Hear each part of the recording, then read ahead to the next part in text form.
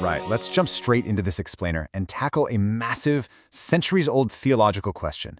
What does it really mean to say that Jesus is God? This is a concept that has sparked intense debate, shaped world history, and honestly, it still completely challenges our everyday understanding of reality. We're going to look strictly at what the source material tells us about the inherent problems with the doctrine of the Incarnation, and explore exactly why it's considered so utterly essential to the Christian faith. Right off the bat, we're hit with this giant question. How exactly can the infinite become finite? The sources confirm that the assertion of Jesus Christ being simultaneously truly God and truly man, which is known as the doctrine of the Incarnation, is widely regarded as the central and by far the most difficult mystery of the Christian faith. The texts literally describe this paradox as unfathomable, dizzying, and a mind-blowing miracle. It's an idea that inevitably shatters normal human thinking about God. So here's our roadmap for today's analysis. We'll start with the incarnation paradox, move into conceptual contradictions, look at the monotheistic struggle, trace the historical resistance, uncover the foundation for salvation, and wrap up with an inexhaustible mystery. Section 1. The Incarnation Paradox. To really grasp the weight of this doctrine, we first have to understand why it's notoriously hard to wrap our heads around.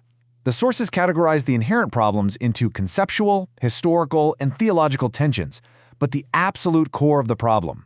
It's the clash of mutually exclusive attributes existing within a single person. Think about it. How can two completely, fundamentally different sets of characteristics occupy the exact same space at the exact same time? Section 2. Conceptual and logical contradictions. First up, we've got created versus uncreated. The sources lay this out very plainly. God is, by definition, an uncreated being, while humans are essentially created beings. So saying someone is both, simultaneously, it just immediately breaks our standard logical frameworks. Next, look at omniscience versus ignorance. As God, Jesus understood to be all-knowing, right?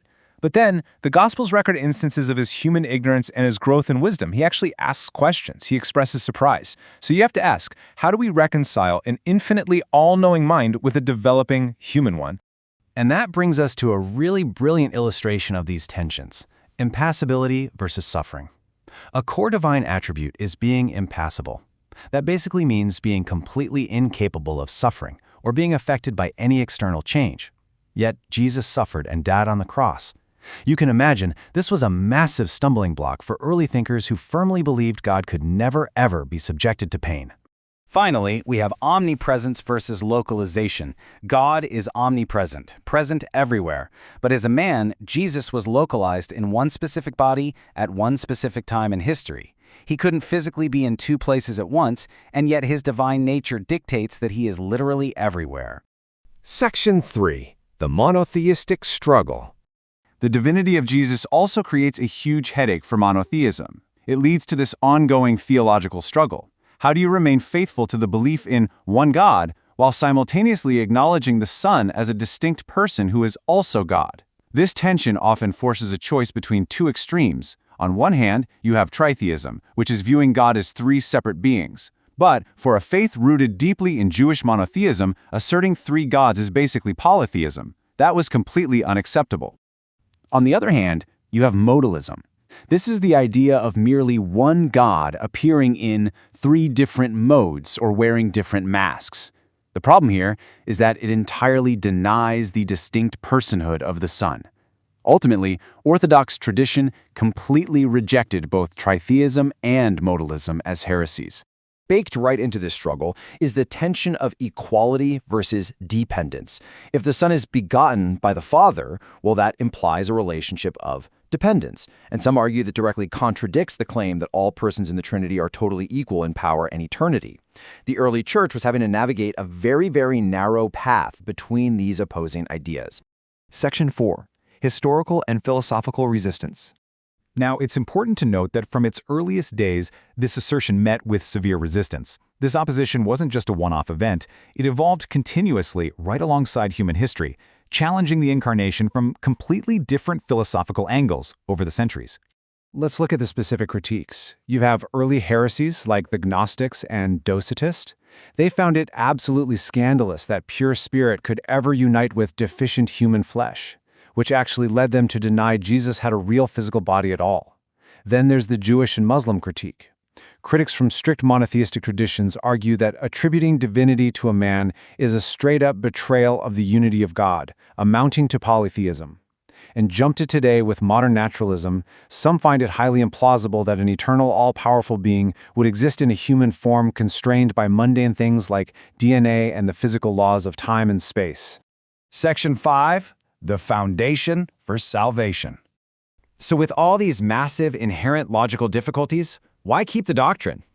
Well, the sources suggest the Church fiercely maintains this assertion because it is the indispensable foundation for salvation. The core theological argument is this: if Christ were only a man, he would be entirely irrelevant to thought about God. But if he were only God, he would be entirely irrelevant to human life. This dual nature is the vital bridge that makes redemption possible. The sources show us how this dual nature is the bedrock for the specific doctrine of redemption in Christianity. Early theologians like Irenaeus spoke of recapitulation, this idea that humanity regains in Christ exactly what was lost in Adam. Then there's deification, perfectly summed up by the famous phrase, "God became man in order that man may become God," which points to humans participating in the divine nature.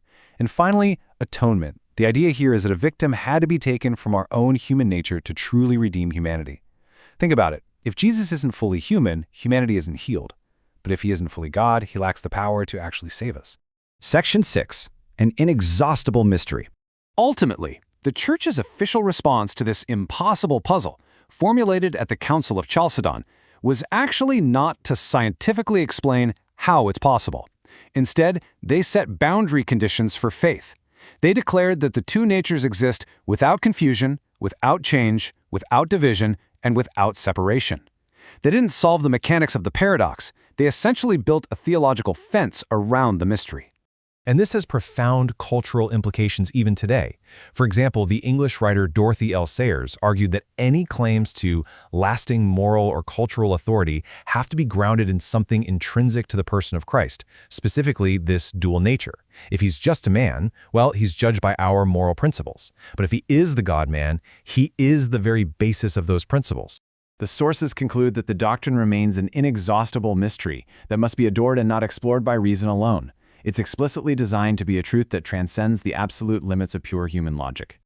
I want to leave you with this final provocative thought.